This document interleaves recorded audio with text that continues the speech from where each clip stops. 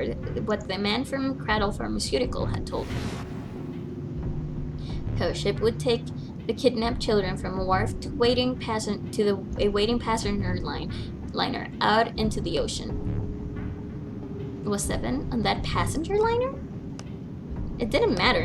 What mattered was that he find a way to the children. Seven looked at the metal grate and somehow struggled himself to go into the air vent and find himself in the boiler room. Because that's what it is, right guys? It would be nice to see this end on Halloween, but if you need, I'd advocate stopping. Nope, we are ending it today. Oh, this flashback is long. Yeah. Oh, this flashback and then the ending scene. The ending scene is super long, I know. I heard it's like 30 minutes, at least. Or, if you're talking, yeah. Yeah. So I can make it, and I'll probably go to sleep at around the same time that I go to sleep on class days, on Mondays. But that means that I won't be able to edit today, the video. Or I could edit it, and then just go to bed. I don't know. At time, however, he got a little larger, and even someone as large as Seven was able to crawl along on the hands and knees. Much like typical cliche telling the plan to the hero. No, it was someone inside that started feeling bad and told it to Seven. But I know it was a thunderous sound, like a massive metal door slamming shut. Then he heard a voice. Warning, warning, emergency incineration command has been acknowledged. Oh, he ended up in the incinerator. Okay. 18 minutes. We have already seen this. Evacuate the incinerator immediately. Repeat, emergency incinerator command has been acknowledged. The voice wasn't harsh, but something about the calm with which it spoke made it even more terrifying. Seven wasn't sure it meant what it meant, but incinerator certainly didn't sound good. Then almost as if to confirm his suspicions, he heard a chorus of young voices. No! Help me! Many of the voices were simply screaming in terror, mixing with one another to create a single horrifying howl. Damn it! What the hell is going on here? Seven began to crawl along the duct, and as fast as his arms and legs could carry him. The noise he made was tremendous, but he was long past carrying. A few moments later, a metal door appeared on the left side of the duct. Seven could hear the screamings of children from the other side of it. This was it. He grabbed hold of the handle and threw the door open. The old metal gave away easily before his onslaught. What the hell is this place? The room was looking out into had a dome for a ceiling and 9 equally sized walls. Yep, the incinerator. Oh, the children are gonna burn. Oh, hi, Jolty! For some reason, she can't send messages? That's weird, because I don't have her blocked. Why would I block her? I never blocked anybody, so... Yeah. That's weird.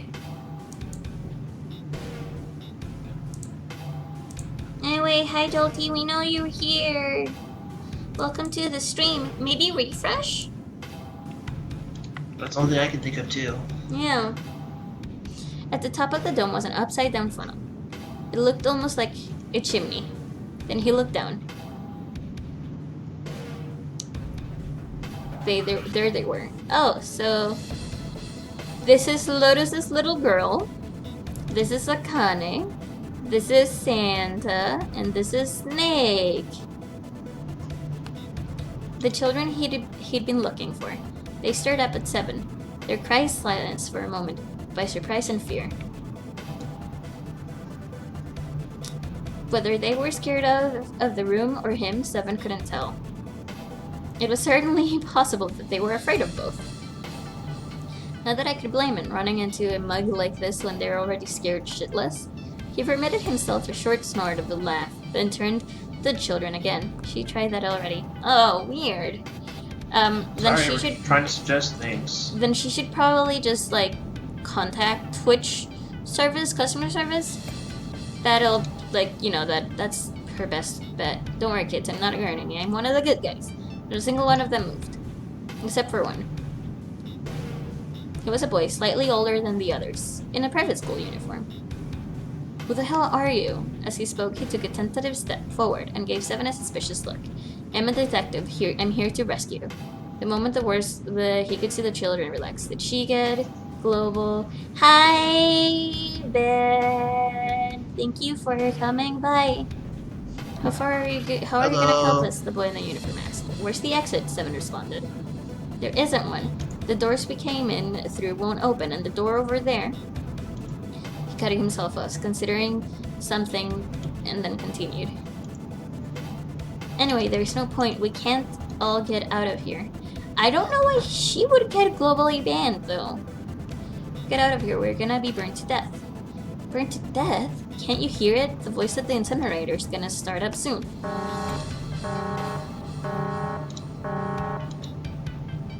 The voice spoke again. Automatic incineration will take place in 15 minutes. 15 minutes. They only had 15 minutes. Someone looked back down at the children. It was a good 20 or 30 feet to the floor. There was no way he could pull the children up. That was when he had an idea. Wait, right there. I'm gonna be right back. What? Where's he going? Are you just going to leave us here? If you're spamming real fast, Twitch may think you're a bot, and Global I ban your IP for 8 hours. Oh, I didn't know that. Seven did his best to smile. What he felt was a reassuring smile. Don't worry, alright? I'll be back. I promise. Just stay calm and wait right there. Got it? He didn't wait to hear them respond. There wasn't time. He ran as fast as a man could run in his 10s and knees. Before long, he was back in his cell. He was back where he had started, but he had a plan. It was something that he needed. As soon as he finished, he dove back into the duct and took off towards the incinerator. Sorry to keep you waiting, guys. Leaning out of the door in the duct, Seven lowered the rope he'd brought to the floor of the incinerator. Back in the cell, he torn the bed sheets into strips and tied them together to make a rope. Like Seven himself, it wasn't very attractive, but it got the job done. Oh my god, that's rude to Seven! Well, wow! He's a cutie, though! Isn't Seven the one that's also telling the story, too? Well, it's the narrator, but whatever. Just tie that around yourself, okay? I'll pull you up one at a time. Right. Huh? Wait a sec. That was when he noticed. There were more of you before. Where'd the rest of you go? The boy in the uniform answered. I let them go on ahead. We opened the number 9 door and they left. What? You're telling me you opened the door? That's what I said. And then what the hell are you doing here? We couldn't go without them. We couldn't go with them. Why not? Look, the only people who can go through the numbered door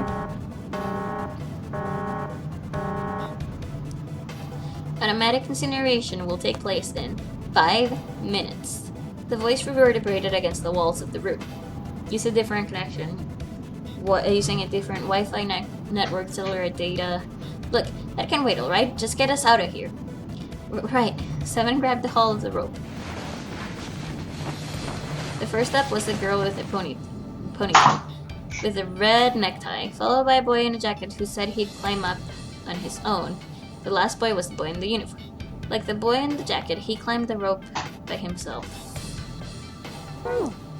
9 years on an amnesiac doesn't do a person well.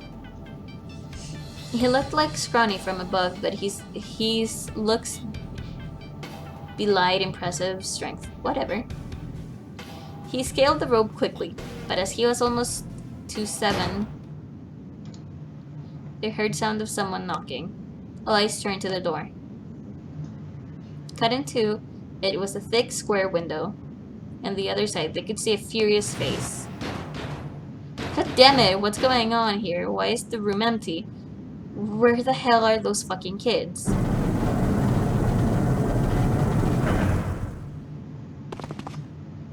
The door opened and a man stepped in, looking half mad with fury. Seven recognized his face. He'd seen him many times in photos during his investigation.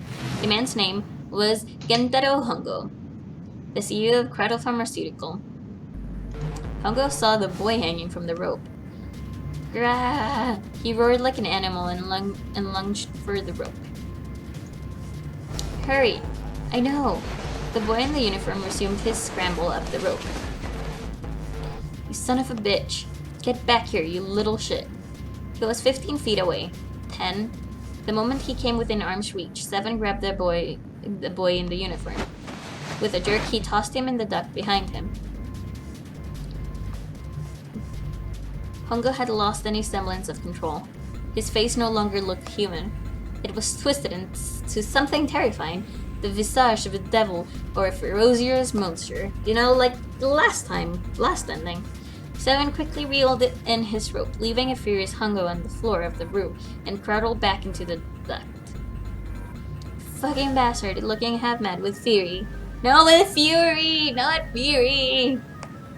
You won't get away with this. How dare you compromise this experiment? What experiment? 7 wondered. Automatic incineration will take place in 1 minute. Hey, old man, what the hell are you doing? Hurry up! It was the boy in the uniform. 7 tossed Hongo a taunting salute and pulled the door closed. There was no point going back to 7's cell, so they continued down the duct in another direction. After 30 feet or so, another duct met theirs, heading down. They nodded at one another, then turned and slid down the duct. A short time later, they crawled out of the duct to find themselves in a narrow hallway. There was a door on each side of it. The one on the left was a normal double door, but the one on the right was a familiar thick metal door with black and yellow stripes and a device next to it on the wall. And the door was a plate that read incinerator. Then, that's where we were? Yeah. Hongo might still be there. It looks like it's been shut off though. Wait, what? If he's still in there? Yeah, that's not good. 7 grunted. Find the other door. Go into the other door. Hurry. The children began to run and 7 following close behind them. On the other side of the door was a large spiral staircase. Run, 7 shouted. They didn't need to be told once. Twice. Up and up and up they went. Their feet pounded against the steps and their arms churned the air. Round and round and round they went, like human tornado. The stairway kept going. They'd passed a couple of rooms that looked to be dance halls when the boy in the uniform spoke. Something's up. Akane's not catching up to us. Akane? My kid sister. The girl with the red necktie. Oh, so different Akane. That was strange. 7 didn't remember seeing that name in the list of children who'd gone missing. Hey, Akane. He cupped his hands around his mouth and yelled. There was no response. Maybe we outran her? Suddenly the boy in the uniform stopped short. 7 stopped too, as did the boy in the jacket and the ponytailed girl. When did we do that? Well, we passed a couple of big rooms on the way here. Maybe she took a rest in one of them? No, that's impossible. Sorry, Grandpa, you keep going. I gotta go look for her downstairs. He turned to go. Hey, kid, wait! God damn it, I said wait! The boy didn't even seem to hear him. Fuck, 7 spun around and yelled to the boy in the jacket and the girl with the ponytail. I'm going after him. You two keep going, alright? You got it? The girl nodded and began to run up the stairs. The boy, however, I'm going with you. 7 didn't have time to argue. Instead, he simply nodded and took off down the stairs. Audible should sponsor Huli with with all the reading she's doing. I would love to be sponsored, I'm gonna be honest. I wouldn't mind doing games, like only visual novels, if it meant that I would be sponsored by Audible. Just saying. I don't mind it. They ran all the way down to the bottom floor, calling for her. Akane was nowhere to be found. But damn it, where the hell did she go? The boy in the uniform couldn't hide his frustration. Help me, somebody help me. It was a girl's voice. Akane! The boy in the uniform threw open the door and leapt into the hallway that faced the incinerator. 7 and the boy in the jacket followed. 7 couldn't believe what he saw. Hongo had grabbed Akane by the arm and was doing his utmost to force her into the incinerator. Come on, goddammit, move! No, I don't want to, let me go! Please, let go of me. She had planted her feet squarely on the floor and was doing her best to get away, but Hongo was much larger than she was, and she wasn't going to win. Kana, the boy in the uniform, shouted.